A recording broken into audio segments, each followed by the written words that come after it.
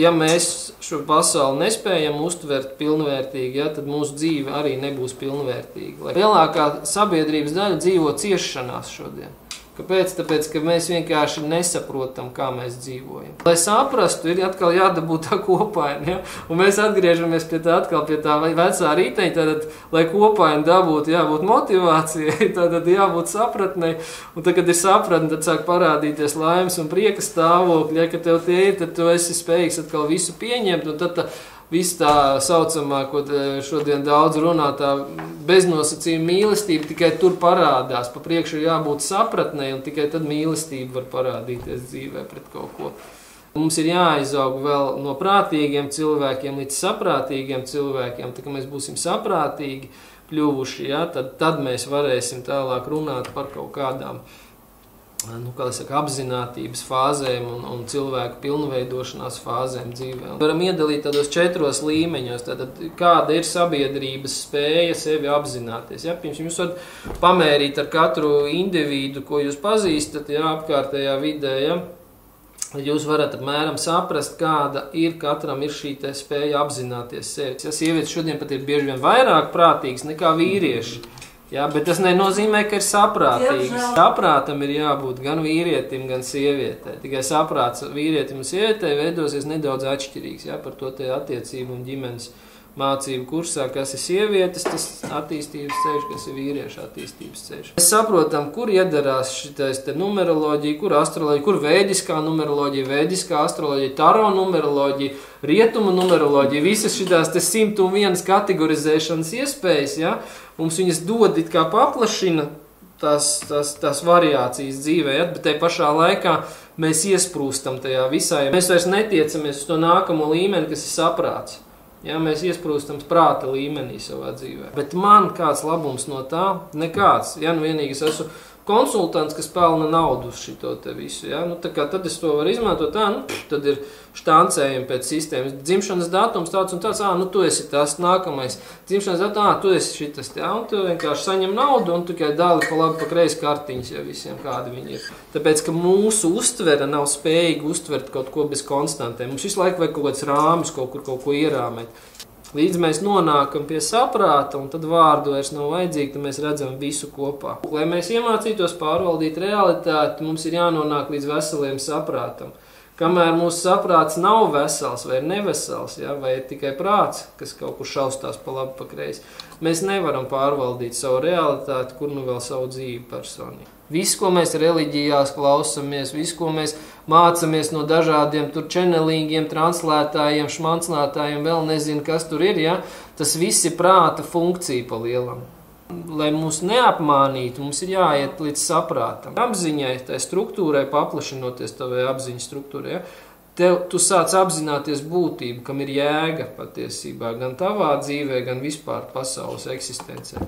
Ja? Tātad viss tas, kas ir saistīts, kā es teicu, ar prātu, ja, beigās noved pie egoisma attīstības. Ja, un daudz tās mācības, ko es runāju, ja, kas runā par apzinātību, patiesībā runā par ego.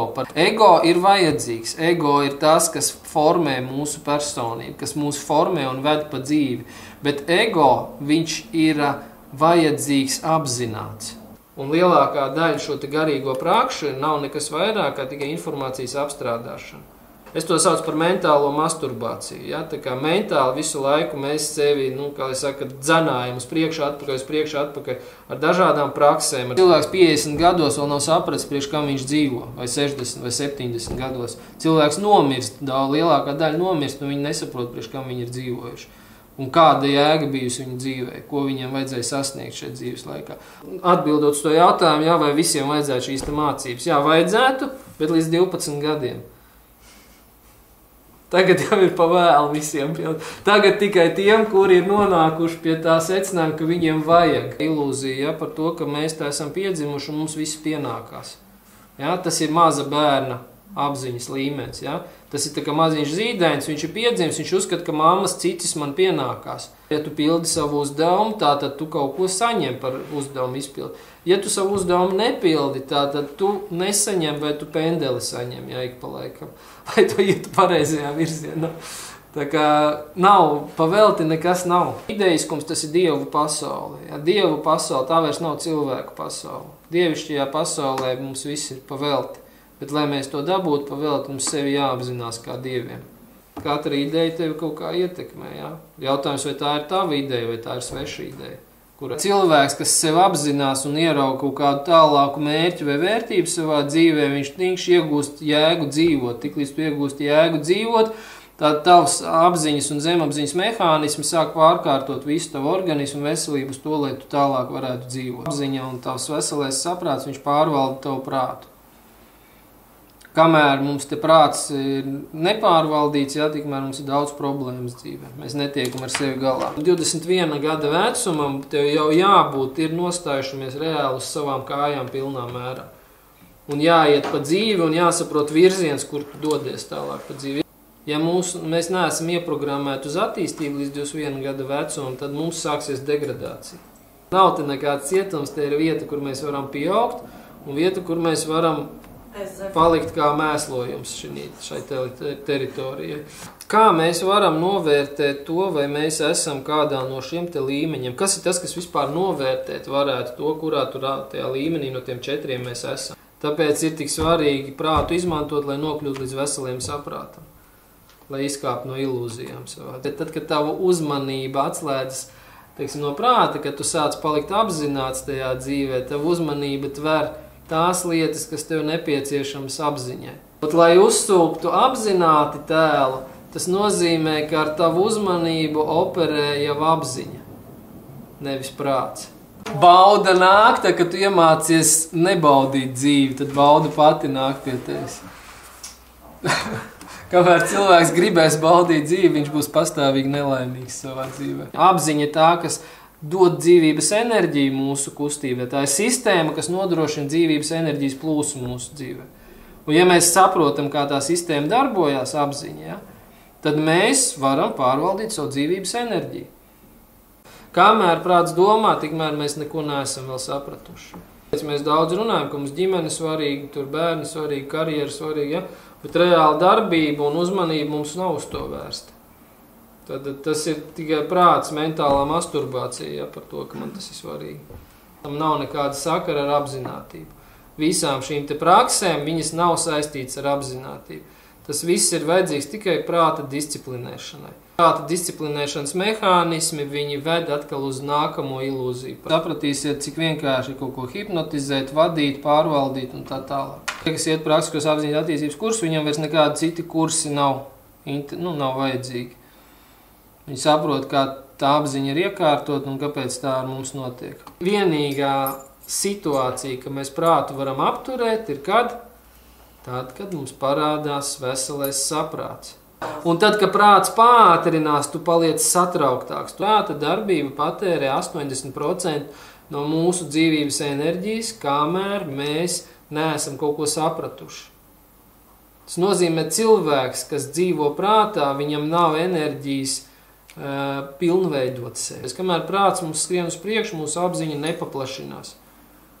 Mums visa enerģija aiziet atstrādāt, atgremot procesus, kas notiek ar mums dzīvē un ikdienā. Tāpēc ir svarīga prāta apturēšana, kas notiek caur saprāta izveidošanos, un tikai, kad saprāts ir izveidojies, tu vari pakāpeniski atbrīvoties no visa nevajadzīgā, kas tev ir. Un par to visu apziņas attīstības kursu palielina ir, nav viss, bet viena tēma ir saistīta. Ja, protams, ja tavā ķermenī ir slimība, tā ir daļa no tava ķermeņa. Tur, šūnas, kaitīgās, parazīti, vēl kaut kas, tā ir daļa no tava mikrobioma, kas tev ir. Domas taisa prāts mums tikai, vai ne? Un prāts ir tas, kas taisa daudz ilūziju, un arī labās domas ir iluzoras domas. Tu domā, ka tavas domas ir labas, varbūt viņas nemaz tik labas nav, varbūt tās ir sliktas domas. Un tas nosaka to, kādā attīstības līmenī mēs esam, jo ne visi mēs esam tajā attīstības līmenī, lai varētu apgalvot, ka manas domas ir labas. Kāda jēga tev šodien dzīvot 10 000 gadu ar to, ko tu šodien nodarbojies? Ko tu sastrādās šeit? Tad neko es te nesastrādāšu, viens sūdz ēdīšu un piekakāšu visu apkārt. Tāpēc tu neesi, tev vajadzīgs 10 000 gadus. Slinki mēs esam uz saprašanu. mums negribās iedziļināt, man gribas ātri, vai fiksi, lai man torti ar svecītēm un lai es esmu laimīgs izdara. Man kāda iedomā praksi, kur es būšu laimīgs uzreiz. Ja? Nav tādas prakses, kur tu būsi laimīgs, tāpēc katra prakse, kur tu būsi laimīgs, tev padarīs nelaimīgu pēc. Indivīds, kas ir vērsts uz pastāvīgu attīstību, to sauc par cilvēku. Ja mēs laiku neizmantojam attīstībai, tad laiks mūs izmanto degradācijai. Un zināšanas noved pie garīguma. Bez zināšanām garīgums nepastāv mūsu pasaulē. Garīgums slēpjās savu, kā es teicu, pilnas atbildības apzināšanās. Vīrietim ir sava atbildība, sievietē ir sava atbildība par dzīvi.